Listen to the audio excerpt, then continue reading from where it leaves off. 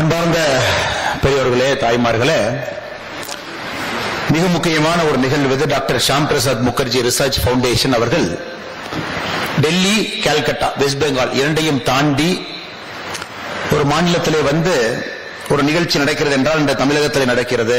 கோயம்புத்தூர், அதுவும் தமிழகத்தில் எங்க அது நடத்தணும் அப்படின்னு தேர்வு செய்யப்படும் பொழுது அது கோயம்புத்தூர்ல அது நடத்தப்பட வேண்டும் என்று கோயம்புத்தூருக்கு அந்த நிகழ்ச்சி வந்திருக்கிறது. காரணம், ஒரு தேசிய மண். It's very nationalistic soil. எல்லோருக்குமே தேசிய சிந்தனை இருக்கக்கூடிய மண் கோயம்புத்தூர். அதனால்தான் அதில் புதிதாக பொறுப்பேற்றிருக்கக்கூடிய அதனுடைய ட்ரஸ்டியாக டாக்டர் ஷாம் பிரசாத் முகர்ஜி ரிசர்ச் பவுண்டேஷனுடைய புதிய ட்ரஸ்டியாக பொறுப்பேற்றிருக்கக்கூடிய புரொஃபசர் பி கனகசபாபதி அவர்கள் அதை கோயம்புத்தூர் மண்ணிற்கு கொண்டு வர வேண்டும் என்று கொண்டு வந்திருக்கிறாங்க. இன்னைக்கு ஐயா டாக்டர் ஷாம் பிரசாத் முகர்ஜி அவர்களுடைய 123வது பிறந்தநாள் விழா இந்தியா முழுவதுமே மிகப்பெரிய அளவில் கொண்டாடப்பட்டுக் கொண்டிருக்கக்கூடிய ஒரு மனிதர். காரணம், அவருடைய சிந்தனைகள் எல்லாம் காலம் கடந்த சிந்தனை. அந்த காலத்திலே 1945 அவருடைய பேச்சுக்கள், எழுத்துக்களை தொடர்ந்து நாம் பார்க்கும் பொழுது காலத்தை தாண்டி நிற்கக்கூடிய சிந்தனைகள். இன்னைக்கு 2023 இந்த நாள்ல நம்ம கோயம்புத்தூர்ல பேசுறோம் அப்படின்னா கூட அந்த சிந்தனைகள் முழுதாக இந்த நாட்களுக்கும் இந்த நாளுக்கும் பொருந்தக்கூடிய ஒரு சிந்தனை. இன்னைக்கு இந்த very prestigious doctor Shyam Prasad Mukherjee research foundation அதனுடைய ஹானரி டைரக்டராக இருக்கக்கூடிய டாக்டர் அனிர்பன் கங்குலி அவர்கள் is a true Bengali mind. We all know the concept of Bengali mind. It's very sharp, it's very nationalistic in orientation. It's very rich, it's very agile. That's how we have seen Bengalis for a long time. Before communists came in and captured that space. Some of the richest Indian literature originated in Bengal. Some of the great sons of Mother India, they came from Bengal. Who took on the mighty British? Like Dr. Anirban Ganguly was telling, they literally had to divide Bengal in 1905 just to quell the voices of nationalism down. That is a very, very rich soil. I am very happy Dr. Anirban Ganguly has come to Tamil Nadu, which has got a similar glorious, rich history of nationalism in the soil. Some of the great servants of our Tamil land, they took on the mighty British Empire in their own way in the last 250 years, right after the East India Company has set its foot into this great Bharat. So it's only fitting a very eminent Bengali, a very intellectual Bengali, a true Bharatian spirit, Dr. Anirban Ganguly has come to Coimbatore to talk about Dr. Sham Prasad Mukherjee and his contribution and his thinking that is still so relevant in this current age and time, that is going to be relevant in the future as well. And thank you very much, sir, for coming all the way to Coimbatore. We are very happy that you have come to our soil. And more importantly, I believed you should have taken 30 minutes of my time also. Such a great, fantastic speech. You have laid out a vision. You have laid out how the 3 interventions that he has made is finally being seen in action in the rise of New India now. After Narendra Modi ji has come to power in 2014, I would be speaking more on Tamil. I would add English in between, sir. சகோதர சகோதரிகளே, இந்த புதிய India என்கின்ற வார்த்தை, அது என்ன புதிய India? நிறைய பேர் கேட்கறாங்க, what is this new India and what is that volt India? பழைய இந்தியானா என்னங்க அப்படி நிறைய பேர் கேட்கக்கூடிய வாதங்கள். குறிப்பாக அரசியல் பேச்சாளர்கள் இரண்டையும் வேறுபடுத்தி பேசுவார்கள். புதிய இந்தியா அது, ஓல்டு பழைய இந்தியா அது. Rise of new India. அப்ப ரைஸ்னா இப்பதான் அது உருவாகுதா? அது எப்பிருந்து அந்த ஏற்றத்தை பார்க்கின்றோம்? இதற்கு முன்பு ஏற்றம் இல்லையா? சகோதரர்களே, 250 ஆண்டுகளுக்கு முன்பு, if we travel back 250 years behind, the great Angus Madison, a British economist, while trying to understand the emergence of China, the emergence of India over the last 50, 60, 70 years, specifically China, he laid out a roadmap how these countries were behaving 250 years before. ஒரு British பொருளாதார நிபுணர் doctor Angus Maddison India, China போன்ற நாடுகள் 250 ஆண்டுகளுக்கு முன்பு எப்படி இருந்தது அப்படின்னு ஒரு ஆய்வு கட்டுரை எழுதியிருந்தாங்க. அந்த ஆய்வு கட்டுரையில 250 ஆண்டுகளுக்கு முன்பு உலக பொருளாதார உற்பத்தியில், the world GDP-ல அவர் இந்தியாவிற்கு கொடுத்திருக்கக்கூடிய பங்கு 23%. 250 years back, India was contributing to 23% of the global GDP. Just யோசிச்சு பாருங்க எப்படி இருந்த நாடு. 23% of the global GDP. அதன் பிறகு இன்னைக்கு 1947, 2000, 2014 வரை இந்தியாவுடைய கான்ட்ரிபியூஷன் டு குளோபல் ஜிடிபிங்கிறது ஒரு சிங்கிள் டிஜிட்ல, அதுவும் 1.2, 1.3, 1.4, 1.5 இந்த மாதிரி ஒரு நம்பர்ல இந்தியா இருந்துச்சு. எப்படி இருந்த நாடு எப்படி மாறி இருக்கிறது, இப்ப மறுபடியும் எப்படி மாறிக்கொண்டிருக்கிறது என்பதை உணர்த்துவதற்காகத்தான் ரைஸ் என்கின்ற வார்த்தையை பயன்படுத்துறாங்கன்னு நான் நினைக்கிறேன். குறிப்பாக இந்த நிகழ்ச்சியை நடத்தக்கூடிய ப்ரொஃபசர் கனக சபாபதி அவர்கள் ரைஸ் என்கின்ற வார்த்தை மறுபடியும் ஏறுகின்ற நாடு அப்படின்னு பயன்படுத்துறாங்க.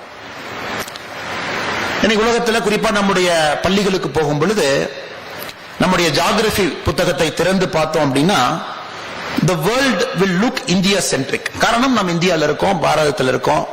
நம்முடைய குழந்தைகள் ஒரு ஜியோகிராபி புக்கை ஓபன் பண்றாங்கன்னா it will look exactly India centric. India centre of the world இருக்கும், நம்மை சுற்றி நாடுகள் இருக்கும். இது அமெரிக்காவுக்கு போயிட்டோம்னா அவங்களுடைய ஜியோகிராபி புத்தகத்தில் அமெரிக்கா சென்டர் ஆஃப் த குளோபா இருக்கும், அவர்களை சுற்றி நாடுகள் இருக்கும். பிரிட்டன் போயிட்டீங்கன்னா அந்த மாதிரி இருக்கும். சோ ஒரு நாடுகளும் அவர்களுடைய பாட புத்தகத்தில் அந்த நாடு தான் சென்டரா இருக்கும்.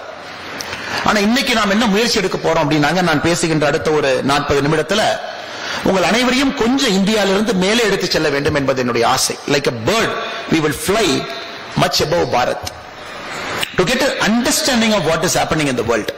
இந்த உலகத்தில் இன்னைக்கு என்ன நடக்குது, கடந்த ஒரு 75 ஆண்டுகளாக என்ன நடந்துச்சு, அடுத்து இந்தியாவில் நடக்க போதுன்னு மறுபடியும் பறவைகளை போல கீழே வந்து நம்முடைய நாட்டிலிருந்து அமர்ந்து பார்ப்போம். we will go one level up. ஒரு சில 100 கிலோமீட்டர் மேல பறந்து பார்ப்போம்.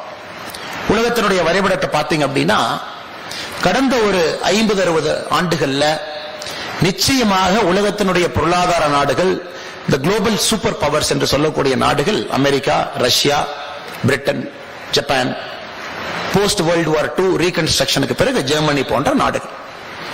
உலகத்தினுடைய சிந்தனை இந்த நாடுகளை சார்ந்து இருந்தது. அவங்க எழுதின புத்தகத்தை படிப்போம், அவங்களுடைய மெடிக்கல் ஸ்கூலுடைய தீசிஸை இம்ப்ளிமெண்ட் பண்ணுவோம், அவர்களுடைய பொருட்களை விரும்பி வாங்குவோம், அந்த பொருட்களை இந்தியாவுடைய பொருட்களுக்கு பெஞ்ச் மார்க் பண்ணுவோம், அந்த நாடுகளுடைய ரிசர்ச் பேப்பரை ப்ராடக்ட இந்தியாவில் உற்பத்தி பண்றதுக்கு முயற்சி பண்ணுவோம், அந்த நாடுகளை பகிச்சிக்காம வாழ முயற்சிப்போம். இப்படித்தான் 50-60 ஆண்டுகள் சுதந்திரத்திற்கு பிறகு இந்தியாவுடைய வளர்ச்சி இருந்துச்சு. அமெரிக்காவை பகைச்ச கூடாது, அமெரிக்கா வந்து நமக்கு எக்கனாமிக் எய்டு கொடுக்கறாங்க அப்படின்னு. சமீபத்தில் நம்முடைய பிரதமர் நரேந்திர மோடி அவர்கள் அமெரிக்கா சென்றிருந்த பொழுது ஒரு ஆங்கில சேனல்ல தொகுப்பு போட்டிருந்தாங்க. இதுவரைக்கும் இந்தியாவில் எந்தெந்த பிரதமர்கள் அமெரிக்கா போயிருந்தாங்க, என்னெல்லாம் இந்தியாவுக்கு கொண்டுட்டு வந்தாங்க அப்படின்னு அந்த தொகுப்பு இருந்துச்சு. அதை பார்க்கும் பொழுது ரொம்ப ஆச்சரியமாக இருந்தது. பண்டிட் ஜவஹர்லால் நேரு அவர்கள் he visited the US at this time. திரும்பி வரும் பொழுது he brought more economic aid to India அப்படிங்கிற வார்த்தை இருக்கும். அமெரிக்கா போனாங்க நேரு அவர்கள், திரும்பி வரும் பொழுது எக்கனாமிக் எய்டு கொண்டு வந்தாங்க அப்படின்னு. அதன் பிறகு அவருடைய மகள் இந்திரா காந்தி அவர்கள் அமெரிக்காவுக்கு போனாங்க, இன்னும் சிறப்பாக எக்கனாமிக் எய்டு கொண்டு வந்தாங்க அப்படின்னு இருக்கும். அல்லது இந்த பிரதமர் போனாங்க, வீட்டு கொண்டு வந்தாங்கன்னு இருக்கும். அல்லது இந்த பிரதமர் லண்டன் போனாங்க, 1991 நம்ம ஒரு பெட்ரோல் வாங்குவதற்கு கூட தடுமாற்றத்தில் இருந்த பொழுது கோல்டு அடமானம் வச்சு பேங்க் ஆஃப் இங்கிலாந்துல இருந்து பணத்தை கொண்டு வந்தோம். இதெல்லாம் நம்ம பார்க்கிறோம். இதை வந்து ஒரு காலத்துல இந்தியால பெருமையாக பத்திரிகையில் எழுதினாங்க. They wrote it with a lot of patriotism. You see how Nehruji was received, how Nehruji was given a god of honor. எப்படி நேரு அவர்களோட அமெரிக்காவுடைய பிரசிடென்ட் அந்த கார்ல டிராவல் பண்ணாங்க, அதனால இந்தியாவுக்கு வந்து அதிக எக்கனாமிக் எய்டு கிடைச்சது. அப்ப என்ன ஆகுதுன்னாங்க, India was never truly free. Freedom, the great Dr. Rabindranath Tagore says, freedom comes from the mind first. The true freedom means you are free from all bondage, from everything that is supposed to bound you. அதாவது என்னுடைய பார்டர்ல இருந்து மட்டும் நான் தப்பிச்சுக்கிட்டேன், என்னுடைய நாட்டில், என்னுடைய சொந்த நாட்டில் என்னுடைய ஆட்சியாளர்கள் என்னை ஆளுகின்றார்கள் என்பது உண்மையான ஃப்ரீடம் கிடையாது. டாக்டர் ரவீந்திரநாத் தாகூர் அவர்கள் எப்பவோ இந்த ஃப்ரீடத்தை பத்தி சொல்லியிருக்காங்க. உண்மையான ஃப்ரீடம் கிடையாது. கிட்டத்தட்ட கை கட்டி பல ஆண்டுகளாக நம்முடைய ஃபாரின் பாலிசி என்பது மேற்கத்திய நாடுகளை சார்ந்து இருந்துச்சு. எப்படி ஓட்டு போட வேண்டும் என்று சொல்வார்கள், ஐநா சபையில் அப்படித்தான் நீங்க ஓட்ட போடும். ஓட்ட மாட்டி போட்டீங்கன்னா எக்கனாமிக் எய்டு உங்களுக்கு கட் ஆயிரும். நமக்கு எக்கனாமிக் எய்டு கட் ஆயிருச்சுன்னா எப்படி நம்முடைய நாட்டு மக்களை பாவர்ட்டி லைன்ல இருந்து மேல எப்படி கொண்டு வர்றது? அப்ப இருந்தக்கூடிய ஆட்சியாளர்களுக்கு மனசுல ஒரே பிரச்சனை. அதனால அமெரிக்காவை சார்ந்து போனோம். All the single vote that India has put in the United Nations General Assembly at different points of time were tied to Western interest, their thinking and their way of looking at the world. ரஷ்யாவை balance பண்ணும். ரஷ்யாட்ட இருந்து நமக்கு arms வருது. Strategic partnership ரஷ்யாவோட இருக்கு. China பக்கத்துல இருக்கு. China நம்மளை அட்டாக் பண்ண வந்தா ரஷ்யா சைனாவை அட்டாக் பண்ண சொல்லலாம். அப்ப நாம தப்பிச்சுக்குவோம். ரஷ்யாவை பேலன்ஸ் பண்ணணும். சோ ரஷ்யாக்கு அந்த வடிவேலு சொல்ற மாதிரி இங்க ஒரு குத்து, தென்னை மரத்துல ஒரு குத்து. தமிழ் படத்துல நல்லா இருக்கும். எதுக்கு ஓட்டு போட்டேன்னா, தென்னை மரத்துக்கு ஒரு குத்து போட்டேன், அதுக்கு ஒரு குத்து போட்டேன். A country which never has an independent foreign policy is never free in the literal and figurative word. அது ஃப்ரீயாக இருப்பதற்கு சாத்தியமே இல்லை. அதே போல ஒரு நாட்டிற்குள்ள இருக்கக்கூடிய குடிமகன்கள் இத்தனை மாநிலங்கள் இருக்கு, வடகிழக்கு இருக்கு, காஷ்மீர் இருக்கு, தமிழகம் இருக்கு, குஜராத் இருக்கு, 4 பகுதிகள். அந்த நாட்டுக்குள்ள இருக்கக்கூடிய குடிமகன்கள் அவர்களுக்கு வேலை செய்வதற்கு ஒரு நாடு ஒரு சூழலை ஏற்படுத்தி கொடுக்க முடியல. நாட்டில் இருக்கக்கூடிய அனைத்து பிரஜைகளையும், இன்னைக்கு 142 கோடி பேர் இருக்கும், அனைவரையும் முன்னேற்ற பாதையிலே அழைத்து செல்ல ஒரு நாடால் முடியவில்லை என்றால் that country is never truly free. இதுவும் ஒரு உண்மையான சத்திய வாக்கு. ஃப்ரீ பொலிட்டிக்கலா இருக்கலாம், ஆனா எக்கனாமிக்கலி இல்ல, ஃபாரின் பாலிசி அளவு இல்லை. இதை மேல இருந்து பார்க்கும் பொழுது மட்டும்தான் அது நமக்கு இது ஓரளவுக்கு புரியும். ஒரு பிரிட்டன் ஒரு சின்ன நாடு, இன்னைக்கு 85 மில்லியன் இருக்காங்க. 8.5 crore மக்கள் தொகை பிரிட்டனுக்கு இருக்கு. அவர்கள் கிட்டத்தட்ட பாத்தீங்கன்னா, நான் சமீபத்தில் லண்டன் போயிருந்த பொழுது ஒரு நண்பர் அழைத்துக் கொண்டு சென்றார். இந்த 1.5 ஸ்கொயர் மைல், ஒரு பக்கம் பக்கிங்ஹாம் பேலஸ் இருக்கு, ஒரு பக்கம் வெஸ்ட்மினிஸ்டர் இருக்கு, பார்லிமெண்ட் இருக்கு, ஒரு பக்கம் பாத்தீங்கன்னா அதே ரோட்ல டவுனிங் ஸ்ட்ரீட் இருக்கு. அது அந்த 1.5 square mile was controlling roughly 45% of the world for centuries. அந்த 1.5 ஸ்கொயர் மைல் உட்கார்ந்துகிட்டு 45% உலகத்தை 100 ஆண்டுகள் ஆண்டிருக்காங்க. அந்த நாட்டில் இயற்கையா பாத்தீங்கன்னா பெரிய வளமெல்லாம் கிடையாது. குளிர் பிரதேசம், மழை அதிகமாக வரக்கூடிய பிரதேசம், மார்ஷி லேண்டு. அது அவங்களோட யூரோப் சென்ட்ரிக் பாலிசி பாத்தீங்கன்னா just a few kilometers that separates Britain from the continental Europe. அவங்க அதான் the sun never sets on British Empire. sun never sets on British Empire என்பது பிரிட்டிஷ் அழியாது என்பது பொருள் அல்லங்க. பிரிட்டிஷ்கார ஒருத்தர் தூங்கிட்டு இருக்கானா ஏதோ ஒரு இடத்துல சூரியன் பட்டுக்கிட்டு இருக்கும். பிரிட்டன் மேல நைட் இருக்குச்சுன்னா பிரிட்டன் ஆக்கிபை பண்ண டெரிட்டரியில பகல் எங்கேயோ இருக்கும். சோ சூரியன் 24 மணி நேரமும் மறையாத அளவுக்கு இங்கிலாந்தினுடைய டெரிட்டரி உலகத்துல ஏதோ ஒரு இடத்தை பிடிச்சு வச்சான். அதற்கு தான் the sun never sets in British Empire அப்படின்னு நம்ம சொல்லுவோம்.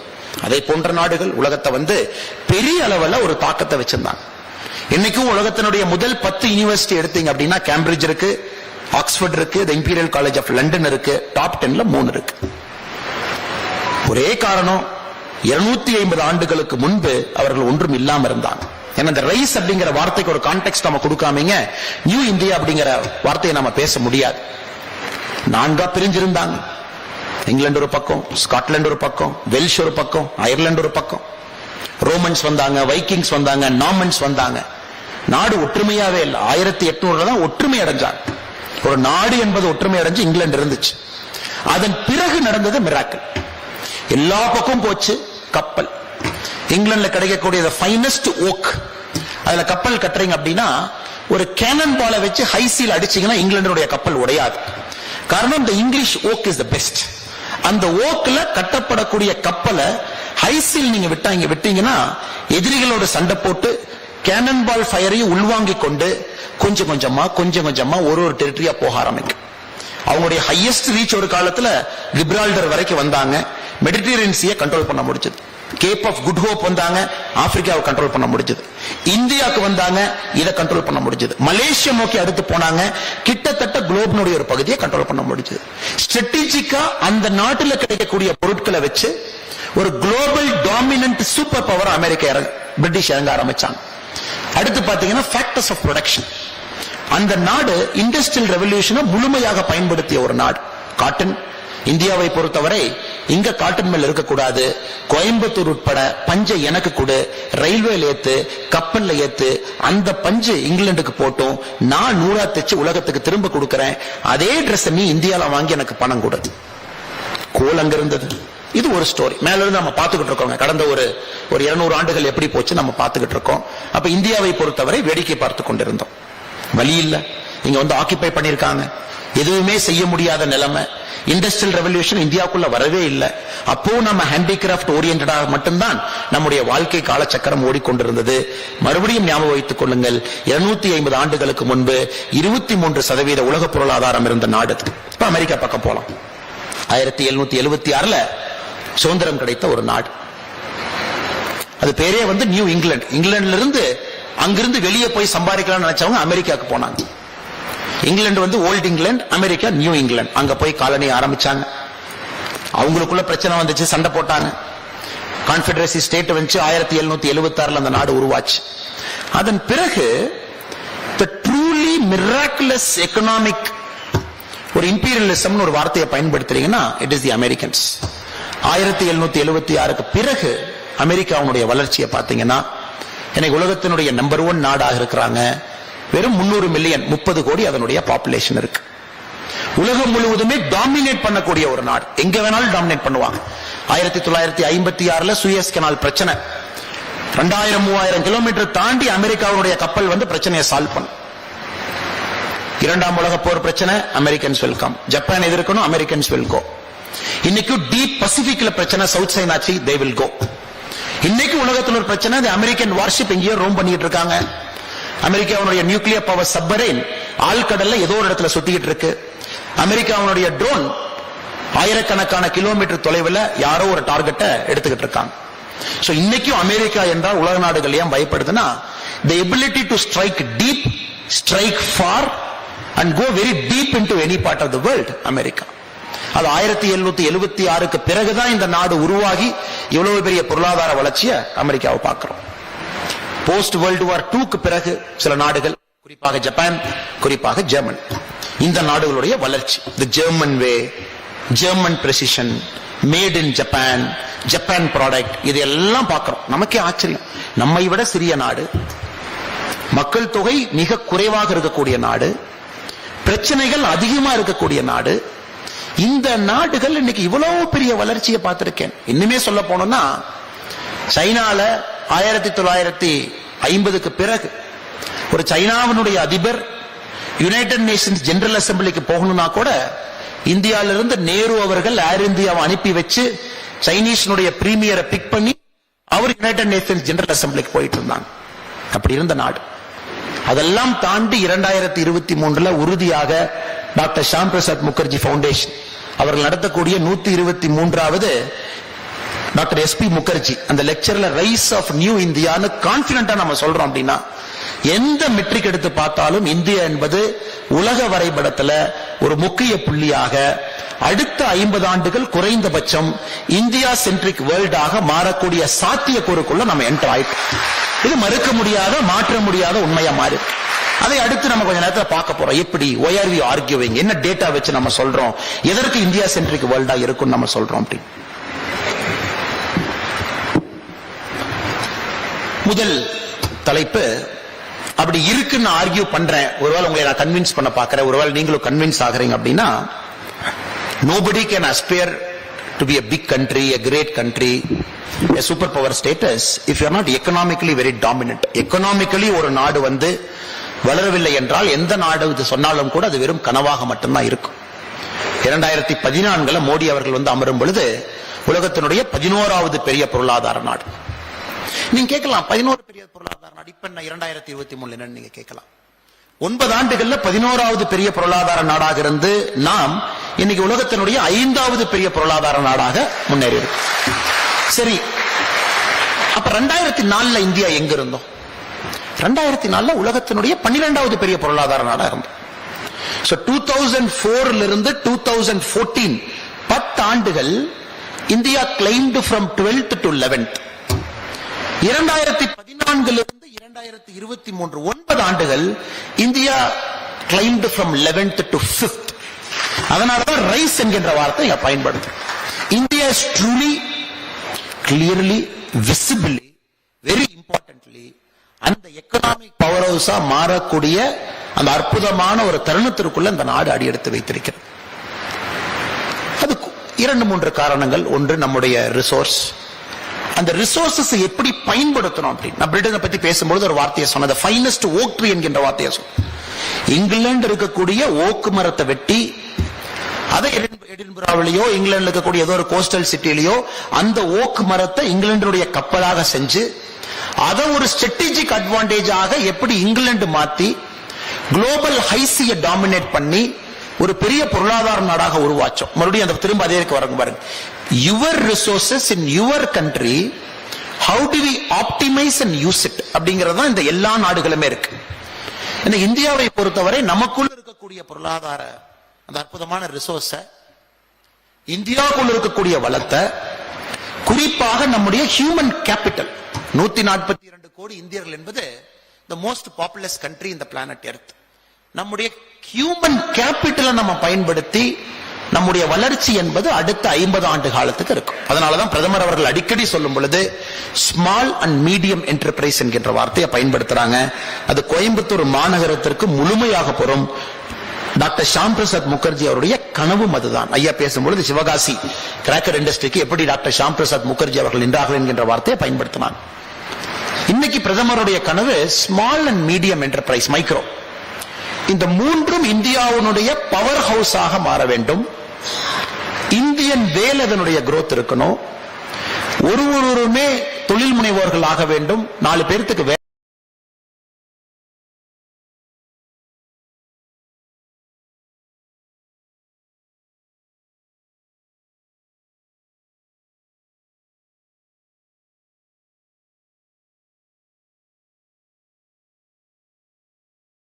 மைக்ரோ, ஸ்மால், மீடியம் என்டர்பிரைஸ் அதை வாங்கியிருக்காங்க.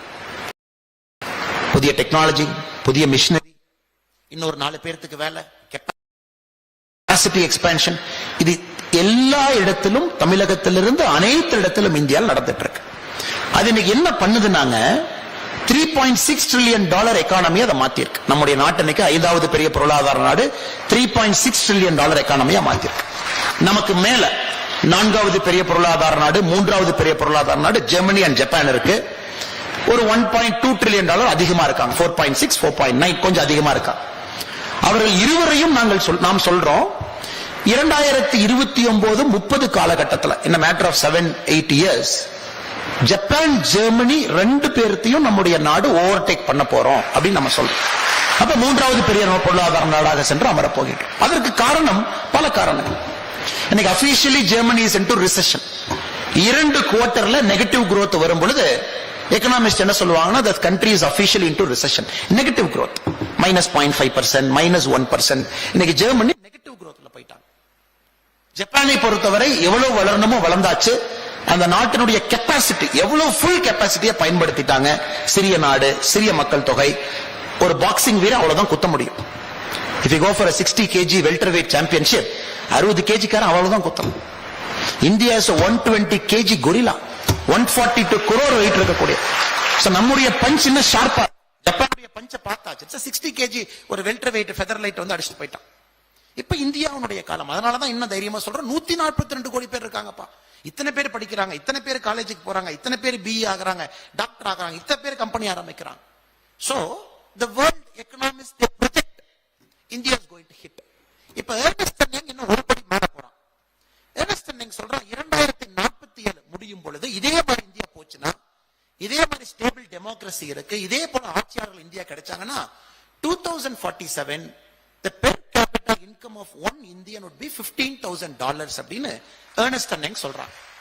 அப்ப இன்னைக்கு பொருளாதார கால்குலேஷன்ல பாத்தீங்கன்னா $15,000 என்பது 12 லட்சம் ரூபாய். அதாவது ஒரு இந்தியன் சராசரியாக 12 லட்சம் ரூபாய் 2047 அவங்களுடைய சம்பாதனை இருக்கும். இன்னைக்கு ஒரு இந்தியனுடைய சராசரி வருமானம் என்பது 90,000 ரூபாய். 90,000 2047 முடியும் பொழுது 12 லட்சத்துக்கு இந்த நாடு வந்து தாவப்போகுது. இந்த matter of 20 years.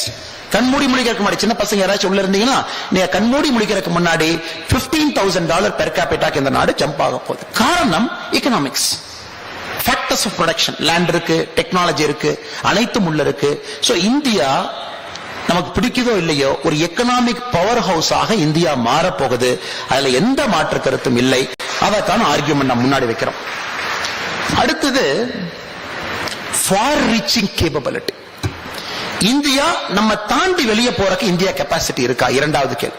American US போனாங்க, வியட்நாம் போனாங்க, தேர் இன்டு டீப் பசிபிக்ல இருக்காங்க. சவுத் சைனா சி வரைக்கும் அமெரிக்காவுடைய ஏர்கிராஃப்ட் கேரியர் சுத்துது. விமானம் எங்கேயோ பறந்துகிட்டு இருக்கு.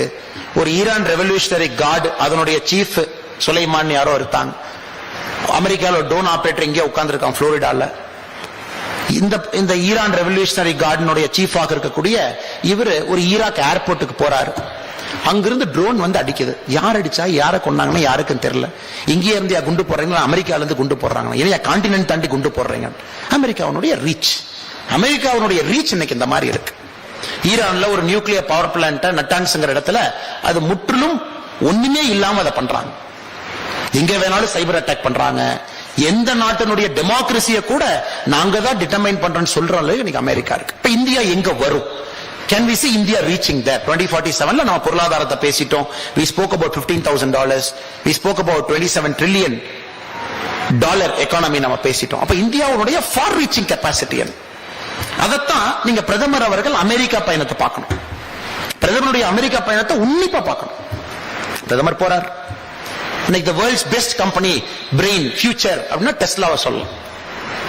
அவ சோலார்லி நம்பர் 1, ஆட்டோமேட்டிக் கார்ஸ்ல நம்பர் 1, ஸ்பேஸ் எபிலிட்டில நம்பர் 1, எல்லாத்துலயும் நம்பர் 1 இருக்காங்க. இன்னைக்கு அவங்களுடைய சோலார் டெக்னாலஜிங்கிறது 40-50 ஆண்டுகள் முன்னாடி போயிட்டாங்க டெஸ்லா. ஏன்னா அவங்க பேட்டரிக்காக அந்த சோலார் டெக்னாலஜியை கண்டுபிடிக்க ஆரம்பிச்சாங்க. இன்னைக்கு எலன் மஸ்க் சொல்றார், I am a fan of Modi அப்படிங்கிறார். நீங்க எல்லாம் உன்னிப்பா பார்க்கணும். இந்த வார்த்தையை நீங்க சாதாரணமா பார்க்க கூடாது. அப்புறம் கூகுளினுடைய சிஇஓ சுந்தர் பிச்சை, நம்ம தமிழ்காரர், நம்ம ஊருக்காரர், அவர் சொல்றாரு எப்படி ஒரு நாடுகள் ஒரு பாதையை போட்டாங்க. Americans they build the railways, Europeans they build the roadways. Modi is building the digital economy. இதெல்லாம் சாதாரண வார்த்தை இல்லைங்க. The railways contributed to the Americans growth. The roadways contributed to the Europeans growth. இன்னைக்கு சுந்தர் பிச்சை சொல்றாரு, a person who sits at that level, who operates in all the countries of the world, who has got a bird's eye view of what is happening in each country. Sundar Pichai பிரதமரை பார்த்துட்டு ஒரு வார்த்தை சொல்றாரு, பிரதமர் is laying the pipeline for the future of the world by his digital economy. அப்ப இந்த digital economy அப்ப road முடிஞ்சுதா, அப்ப ஏர்போர்ட்ல முடிஞ்சிருச்சா, டிஜிட்டல் எக்கானமி அவர் சொல்றாரு. நிக்கோலஸ் தலீம் அவர் சொல்றாரு, ஒரு பெரிய ஒரு சிந்தனையாளர், எழுத்தாளர். பிரதமருடைய ஆட்சி, பிரதமருடைய சிந்தனை என்பது 50 ஆண்டுகளுக்கு முன்னாடி யோசிக்கிறார் இந்த மனுஷன். அவர்கிட்ட 5 நிமிஷம் பேசும்போது எனக்கு தெரிஞ்சிருச்சு. இவங்க நோபல் பிரைஸ் வாங்கினவங்க. நோபல் பிரைஸ் சும்மா எல்லாம் கொடுக்க மாட்டாங்க, ஏதோ ஒரு சிந்தனையாளருக்கு தான் கொடுப்பாங்க. சோ வரிசையா ஒருத்தரும் சர்டிபிகேட் கொடுக்கறாங்க. அதன் பிறகு பிரதமர் அமெரிக்காவுடைய சைன் பண்ண அக்ரிமெண்ட்ஸ் நீங்க பார்க்கணும். ஜெனரலாவே அமெரிக்கா, நேரு அவங்க போனாங்க, இந்திரா காந்தி அவங்க போனாங்க, எல்லாரும் போனாங்க. இன்கிரீஸ்ட் எக்கனாமிக் எய்ட் வாங்கிட்டு வந்தாங்க. அவங்கள விமான நிலையத்துல காங்கிரஸ் தொண்டர்கள் 1 லட்சம் பேர் போய் வரவேற்பாங்க. எங்க ஐயா போனாங்க, இன்கிரீஸ்ட் எக்கனாமிக் எய்ட் வாங்கிட்டு வந்தாங்க, நீங்களே என்னையா பண்ணீங்க. இன்னைக்கு பிரதமர் அமெரிக்கா சென்று விட்டு வந்த பிறகு அவர் சைன் பண்ண அக்ரிமெண்ட்ஸ் உன்னிப்பா பார்க்கணும். ஜெனரல் எலக்ட்ரிக் நிறுவனத்தினுடைய F414 அப்படின்னு ஒரு அக்ரிமெண்ட், ஒரு டெக்னாலஜி டிரான்ஸ்பர் சைன் பண்றோம். உன்னிப்பா பாத்தீங்கன்னா இதுவரை அமெரிக்கா எந்த ஒரு நாட்டிற்கும் கொடுக்காத ஒரு டெக்னாலஜி இந்தியா ஃபர்ஸ்ட் டைம் கொடுக்கறான். F414 கொடுக்கறான். இது F-18 விமானத்துல பயன்படுத்தக்கூடிய இன்ஜின் டெக்னாலஜி தேஜஸ்க்கு கொடுக்கறான். டெக்னாலஜி அப்படியே டிரான்ஸ்பர் பண்றான். நீ இந்தியாலயே இந்த டெக்னாலஜி, இந்த இன்ஜினை செஞ்சு கையாங்கறான்.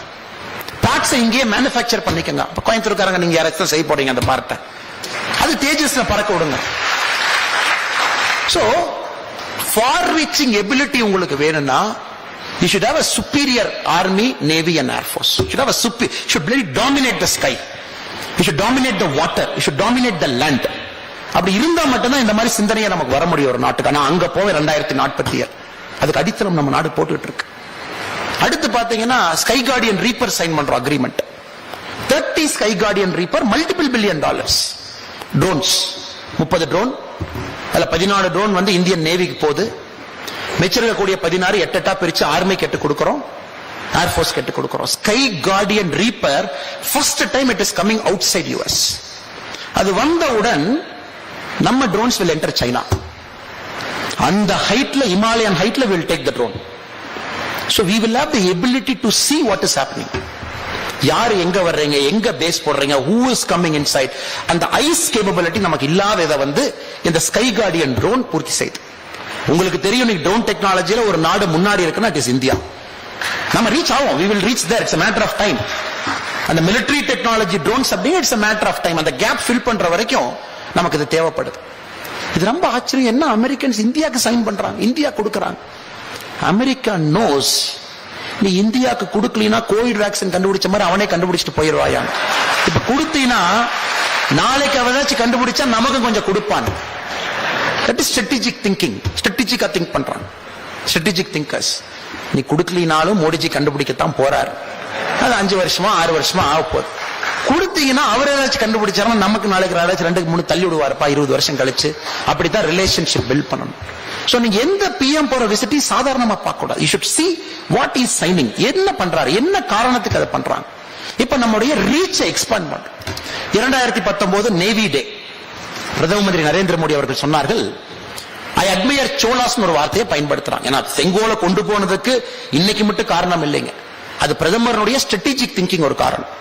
2019 நேவி டே அந்த விழால பிரதமர் பேசும்போது he says, I admire Cholas because they had a real blue water navy ஒரு வார்த்தையை பயன்படுத்துறார். The blue water navy என்பது உங்களுடைய நாட்டை தாண்டி ஆயிரக்கணக்கான கிலோமீட்டர் கான்டினென்ட்டை தாண்டி ஒரு கப்பல் போனா மட்டும்தான் ப்ளூ வாட்டர் நேவிங்கிற பட்டத்தை கொடுப்பாங்க. Americans have it, British have it, Russians இருந்துச்சு. Maybe 1 or 2 countries might have, not at full capacity. இன்னைக்கு இந்தியா ஒரு ப்ளூ வாட்டர் நேவி நோக்கி நாம போறோம். அதாவது என்னுடைய ஏர்கிராஃப்ட் கேரியர்ஸ் ரஷ்யாட்ட இருந்து நான் வாங்கியிருந்தாலும் கூட ஃபர்ஸ்ட் ஏர்கிராஃப்ட் கேரியர் நானே சொந்தமா பில்ட் பண்ணிட்டேன், 2வது ஏர்கிராஃப்ட் கேரியர் நிறுத்தி இருக்கேன். என்னுடைய சப்மெரின்ஸ் நியூக்ளியர் சப்மெரின்ஸ் நான் பில்ட் பண்றேன், அக்குலா கிளாஸ்ல இருக்கு. அது எங்க வேணாலும் போகும், சைலண்டா போகும். டீசல் இன்ஜின் சப்மரீன்ல இருந்து diesel engine submarine the sonics will pick up. அதனாலதான் நியூக்ளியருக்கு போறோம். It can go very deep, it can stay in water very deep, it can patrol the high seas at a longer duration. Very importantly, it will not emit a sound so that no sonar can pick up. இன்னைக்கு nuclear submarine பிரதமர் launch பண்றாரு. நீங்க just ஒரு பத்திரிகை செய்தியா பார்க்க கூடாது. பிரதமர் சோலா செஞ்சதை பிரதமர் செஞ்சுக்கிட்டு இருக்காரு ஒரு படியா. அவர் ஸ்ட்ராட்டஜிக் திங்கர். பிரதமர் is not an ordinary man. அவர் 50 ஆண்டுகள் கழிச்சு இந்தியாவை பொசிஷன் பண்றார். அவர் சைன் பண்ற ஒரு agreement is positioning India for 2070 2080 position பண்றாரு இன்னைக்கு. So deep water navy capability இன்னைக்கு இந்தியாவுக்கு வர ஆரம்பிக்கும். அதனால ஆஸ்திரேலியாவோட போய் குளோபல் சீல இது பண்றோம், ட்ரைனிங் எக்ஸசைஸ் பண்றோம். குவாடோட போறோம், ஜப்பானோட போய் அங்க சுத்திக்கிட்டு இருக்கோம். அமெரிக்கன், ஜப்பான் அண்ட் ஆஸ்திரேலியா நாமெல்லாம் குவாட் ஃபார்ம் பண்றோம். கான்டினென்ட் தாண்டி ட்ரைனிங் எக்ஸசைஸ் நடந்துட்டு இருக்கு.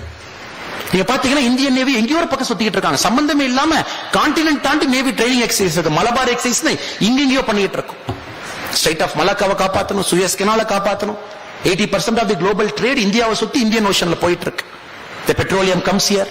யாராச்சும் ஒரு ஸ்ட்ராட்டஜிக் பிளாக்கேட் போட்டாங்கன்னா இந்தியாவை சோக் பண்ண முடியும்.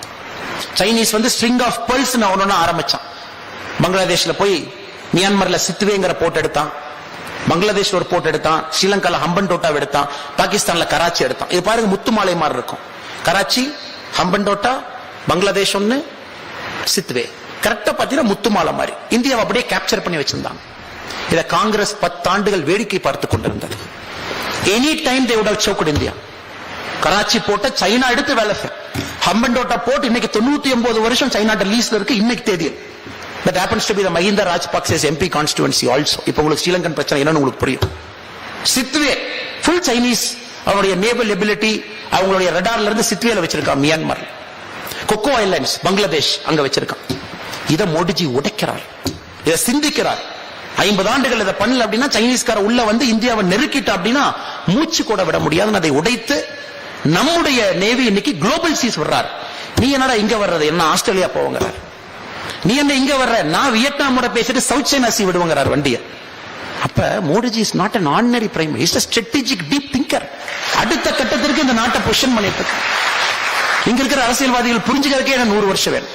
அவர் என்ன செய்யறார், என்ன இந்தியாவை எப்படி பொசிஷன் பண்றார், அவர் பிளான் என்ன, மினிமம் 100 வருஷம் வேணும். தமிழக அரசியல்வாதிகள் 200 வருஷம் வேணும். அது எந்த மாற்று கருத்து. அதை உடைச்சு we are going into the heights.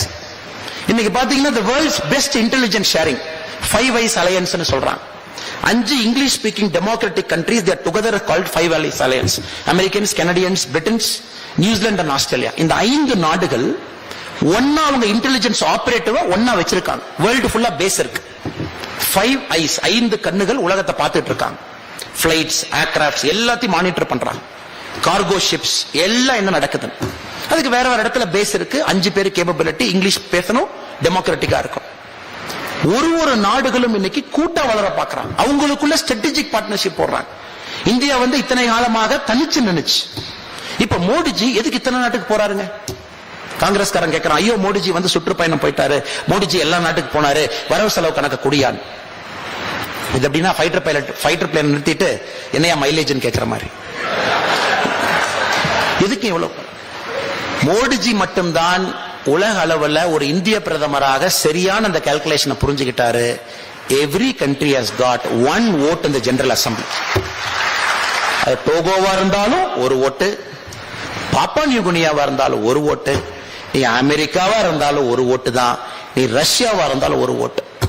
அதனால்தான் இதுவரை எந்த பிரதமரும் போகாத நாட்டுக்கு நம்ம பிரதமர் போறார், அமைச்சர்கள் அனுப்பி வைக்கிறார், கேபினட் மினிஸ்டர்ஸ் போறாங்க. கேட்காத ஆப்பிரிக்கன் நாடுகளுக்கு முதலா போய் இந்தியா பார்ட்னர்ஷிப் போயிட்டு இருக்கு. ஏன்னா we have to dominate the United Nations General Assembly in a matter of time. நம்மளுடைய அம்பிஷன் ஓபன் சீக்ரெட்டாவே நம்ம தெரிவிக்கிறோம். we will come and take our place in the high table னு ஓபனா நம்ம சொல்றோம். நேரு அவர்கள் மாதிரி the permanent membership P5 first offered to India. Doctor அனில்பர் கங்குலிஜிக்கு தெரியாதல்ல, ப்ரொஃபசர் கனகசபாதிக்கு தெரியாதல்ல, நமக்கு தான் கொடுத்தாங்க veto status in United Nation General Assembly. Nehru சொன்னாங்க, இல்ல இல்ல எங்களுக்கு கொடுத்தீங்கன்னா சைனாக்கார பிரச்சனை பண்ணுவான், சைனாக்காரனை கொடுத்துருங்க. India gave our seat in the P5 to China. It's a recorded history. Nehru has written, document இருக்கு. எங்களுக்கு வேணா சைனா கொடுங்கனார், எங்களுக்கு கொடுத்தா சைனாக்கார எங்களை பார்த்து. நம்ம பக்கத்து மாநிலத்தில் ஏகே ஆண்டனியா டிஃபென்ஸ் மினிஸ்டரா இருந்தாங்க, பாராளுமன்றத்தில் 2011 பேசினாங்க. இதுக்கு அவங்க பார்டர்ல எல்லாம் இது டெவலப் பண்ணாம வச்சிருக்கீங்கன்னு ஒரு எம்பி கேள்வி கேட்டார். தட் இஸ் த பெஸ்ட் ஸ்ட்ராட்டஜிங்கிறார். என்னங்க ஸ்ட்ராட்டஜிங்க? நீ பார்டர்ல போய் ரோடு போட்டா சைனாக்காரன் நோண்டுவான், அதனால ரோடே போடாம விட்டுட்டோம். ஏன்னா 4 பேர் வருவான் போவான், 2 கிலோமீட்டர் பிடிப்பான், ஒரு 100 கிலோமீட்டர் பிடிப்பான், அது ஒரு பிரச்சனையான். He officially said in the parliament, government of India officially believes if you don't develop the border areas, that is the best strategic defense for India ன்னு சொல்றாரு ஒரு இந்தியாவுடைய டிஃபென்ஸ் மினிஸ்டர் பாராளுமன்றத்தில். இன்னைக்கு மோடிஜி ஊரூரா போய் sky guardian reaper, F414 deep water striking ability, ஒரு true blue navy இந்த மோடிஜி கட்டிட்டு இருக்காரு. இந்த திங்கிங் மட்டும் எவ்வளவுன்னு பாருங்க. Congress way of thinking and the Modi way of thinking ல எவ்வளவு டிஃபரன்ஸ் இருப்பாங்க. look at the 180 degree shift in the way we think. அவங்களை பொறுத்த வரைக்கும் P5 பகிச்சு கூடாது. நீங்க மோடிஜிய ஒயிட் ஹவுஸ்ல வச்சு என்னதான் விருந்து கொடுத்தாலும், Modiji said India will have an independent foreign policy. நீ எடுக்கிற முடிவுக்கெல்லாம் நான் கையெழுத்து போட மாட்டேன், நீ என்ன வேணாலும் விருந்து கொடு. மோடிஜிக்கு ஒரு விருந்து இல்ல 2 விருந்து கொடுத்து பார்த்தாங்க. The first dinner was a private dinner with the Bidens. Biden, the American president and his wife, they gave private dinner. Okay, super, sandosham, we feel honored that our prime minister you hosted a private dinner in the White House. The second was an official state dinner, very elaborate state dinner. We are happy. எங்க பிரதமருக்கு 2 இரவு நீங்க வந்து white ஹவுஸ்ல வந்து போட்டீங்க. அதுக்கப்புறம் உக்ரைனை பத்தி கேட்டாங்க. உக்ரைனை பத்தி ஏதாச்சும் PM சொல்லிட்டு போவாராங்க. India will deal Ukraine, India will deal Russia, we know how to deal, we will deal. இவ்வளவு சாப்பாடு போட்டு, இவ்வளவு தூரம் கூப்பிட்டு, இவ்வளவு தூரம் ஐஸ் வச்சு, பெரிய கார்ட் ஆஃப் ஆனர்லாம் கொடுத்து, because the third thing we are coming is an independent foreign policy. ஒரு நாட்டுக்கு ட்ரூ இண்டிபெண்டன்ட் ஃபாரின் பாலிசி இருக்கும் பொழுது மட்டும்தான் அந்த நாடு வந்து உண்மையாலுமே ஃப்ரீ என்கின்ற வார்த்தைக்கான அர்த்தம் அந்த நாடுக்கு இருக்கு. இன்னைக்கு we are not bound by anybody. ரஷ்யாட்ட நம்ம ஆர்ம்ஸ் வாங்கிட்டு இருந்தோம் உண்மைதான். AK-47 we brought it from Russia, tanks we brought it from Russia, technology we brought it from Russia. அது பழசு. 2013-14 காலகட்டத்தை எடுத்து பார்த்தீங்கன்னா India's net export and defence was 660 crore, 686 கோடி ரூபாய். 2013-14 இந்தியாவுடைய டிஃபென்ஸ் எக்ஸ்போர்ட் 686 கோடி. இன்னைக்கு India's exporting in defence 16,000 crore. 16,000 crore, 23 times we have increased. 85 நாடுகளுக்கு நம்முடைய டிஃபென்ஸ் இன்னைக்கு டிஃபென்ஸ் ப்ராடக்ட் போகுது. Chetak light weight helicopter south American கண்ட்ரீஸ்ல ஓடிட்டு இருக்கு. நம்மளுடைய மேக் இன் இந்தியா வெப்பன்ஸ் இன்னைக்கு போகுது, இன்க்ளூடிங் த கன்ஸ் போகுது, ஆர்ட்டிலரிஸ் போகுது. புல்லட் ப்ரூஃப் ஜாக்கெட் அமெரிக்கால இருந்து வாங்குற காலகட்டத்தை தாண்டி இந்தியால இருந்து வெளியே அனுப்புறோம். இன்னைக்கு ஜஸ்ட் ஒரு சின்ன ஷிஃப்ட் பாருங்க. So you are not dependent on Russia. இன்னைக்கு Russia is depend on India in a way because அவங்க ஆயில நம்ம வாங்கி ஆகணும். வாங்குறோம். பிகாஸ் ஃபார் நம்ம நேஷனல் இன்ட்ரெஸ்ட் பொறுத்த வரைக்கும் you get a cheap oil. ரஷ்யன்ஸ் பொறுத்த வரைக்கும் you get money. European union பிளாக்கேட்ல இருந்து எஸ்கேப் ஆக ரஷ்யாவுக்கு ஒரு வாய்ப்பு. நீங்க சிந்திச்சு பாருங்க எப்படி ஃப்ரீ பண்றாரு பாருங்க இந்த மனுஷன். அங்கங்க ஆக்டோபஸ் மாதிரி கையெல்லாம் சிக்க வச்சு உட்கார்ந்து வந்தோம் 70 ஆண்டுகளா. கையை எங்கேயும் எடுக்க முடியாம அப்படியே ஜாம் ஆகி கிடந்தது. ஒன்னா ரிமூவ் பண்ணிட்டு இருக்காரு. ரஷ்யா இருந்து கம்ப்ளீட்டா வெளியே வந்தாச்சு. வாங்குறோம் but at our agreement, at our level. Russia is a friendly country, yes. We have a strategic partnership, absolutely. But we are not dependent. Americans, நம்ம பேசணும். எப்படி அமெரிக்காவே அந்த சிவப்பு கம்பளத்தை விரிச்சு ஓடி வர்றாங்க அதையும் பார்க்கிறோம். Because Americans know it is going to be India's century in the coming times.